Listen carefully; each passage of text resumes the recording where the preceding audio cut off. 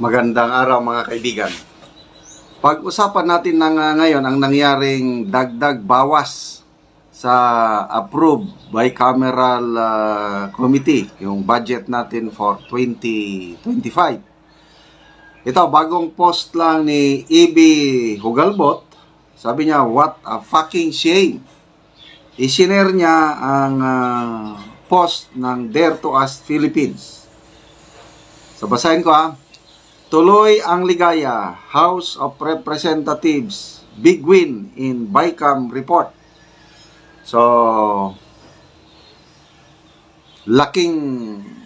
according to this post, Dare to Us Philippines, ang laking taas ng budget ng House of Representatives.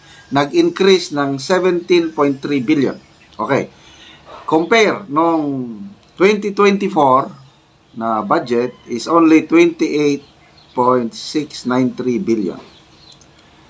For next year, yung National Expenditure Program as requested is 16.345 billion. Ang BICAM, okay, nagiging 33.67 billion. So, nag-increase nga ng 17 billion. Kaya, happy-happy ang mga kongresista. Okay. So, yung AFP modernization, ito ang matindi. Ang National Expenditure Program propose 50 billion pesos para sa pagpapalakas ng ating sandatahang lakas ng Pilipinas. Sa House General Appropriations Bill, 40 billion. Sa Senate General Appropriations Bill, 50 billion. Balik sa propose. Nako, sa BICAM, ang na-approve na lang is 35 billion. Bakit nila binawasan yung AFP modernization ng 15 billion na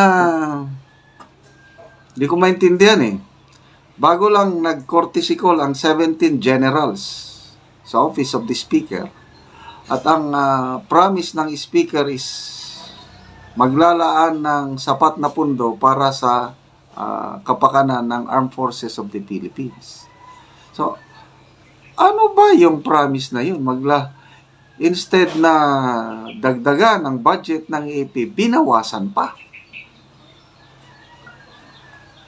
Ano sa tingin nyo ang magiging reaksyon ng ating kasundaluhan dito sa napakalaking kaltas na 15 billion sa AFP Modernization Fund?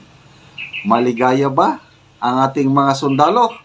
O baka mamaya meron na namang mag-post sa kanilang social media account na we are not happy. Yung AFP forum, hindi ito yung official kwan ng Armed Forces, mga sundalo lang ito. Sundalo na active ba o retired. We are not happy. Nag-post sila. Siguro mga 2 weeks ago. Bakit hindi sila maligaya? Dahil ngayong promise sa kanila na increase ng kanilang daily food allowance, subsistence allowance, 350 pesos, ang actual lang pala na ibibigay sa kanila is 250. So, hindi sila happy. Ngayon, ito, modernization na ito, kailangang ma-modernize ang ating AFP. Sa tension ngayon sa West Philippine Sea, kailangan natin ng bagong kagamitan, mga barko, eroplano at iba pa. Kailangan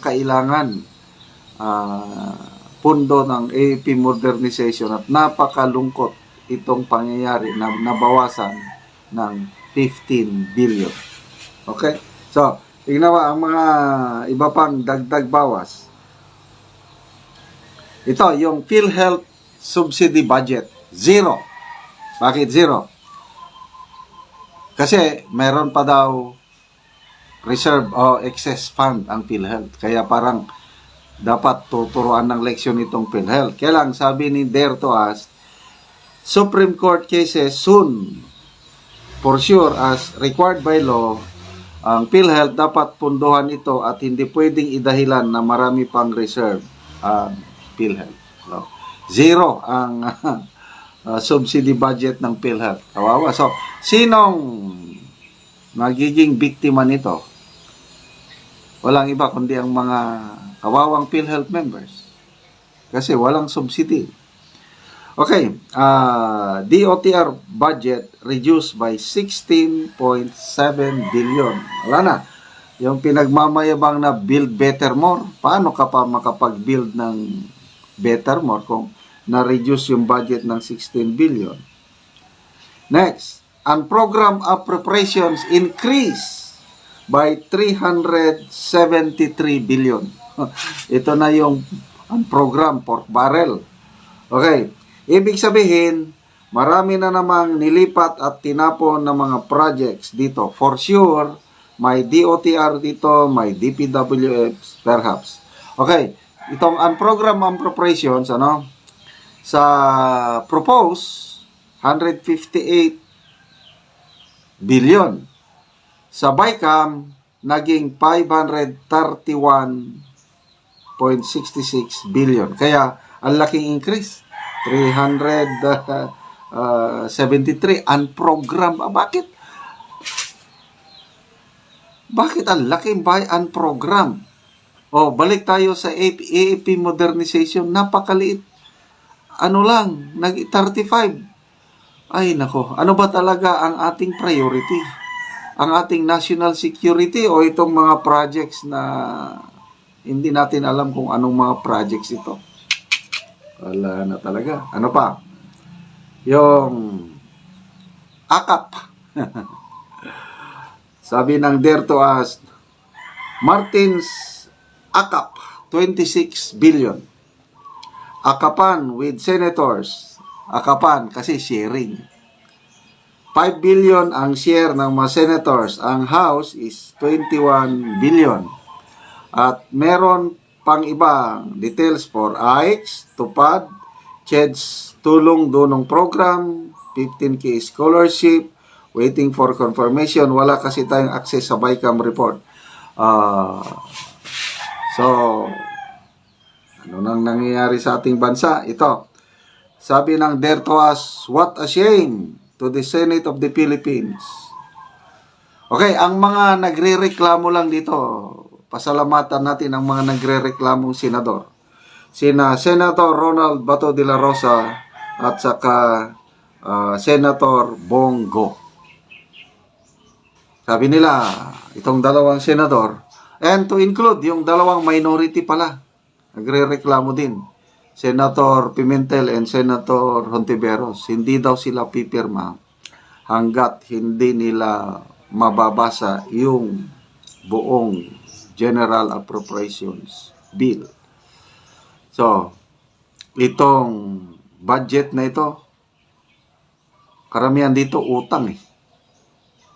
Kasi hindi man natin kaya yung revenue ng yung tax collection natin, hindi natin kaya Ngayon is ilan ba 'yon? Trillion, 6.2 trillion ang budget. Ang karamihan diyan uutangin. So magkano ng utang ng ating bansa ngayon? More than 16 trillion ng utang. Babayaran ng bawat Pilipino. Ang hindi pa na ipapanganak, excuse me, o ang bagong panganak na bata, may nag-compute. Bawat Pilipino, babayaran niya 160,000 pesos per Pilipino. Dahil sa laki ng utang natin. Tapos, ito nga, sa budget ng ating mga lawmakers, para lang bumubukal yung pera. Parang tubig ba na bukal, gumaganon lang. Kawawa ang taong bayan, mga taxpayers, tayo po. So, dagdag bawas. Again, I hope ang mga sundalo hindi mapuno ang salop. I hope matanggap nila with calmness, with understanding itong pagbawas sa kanilang AFP Modernization Fund.